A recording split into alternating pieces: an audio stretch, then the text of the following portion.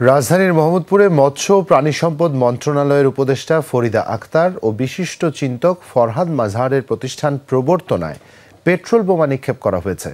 তবে শুক্রবার রাতের এই ঘটনায় কেউ হতাহত হননি। বিষয়টি জানার পরপরই ঘটনাস্থল পরিদর্শন করে আলামত সংগ্রহ করেছেন আইন শৃঙ্খলা বাহিনীর সদস্যরা। তারা জানান, গেল রাত ৯টার দিকে মোহাম্মদপুরের স্যার সৈয়দ রোডের প্রবর্তনা নামক ওই প্রতিষ্ঠানে ঘটনা ঘটে। পরে পুলিশ ও সেনাবাহিনীর সদস্যরা ঘটনাস্থল থেকে পেট্রোল বোমার বোতল উদ্ধার করে। ধারণা করা হচ্ছে বোতলে পেট্রোল ভরে আগুন ধরিয়ে ছুঁড়ে মারা হয়।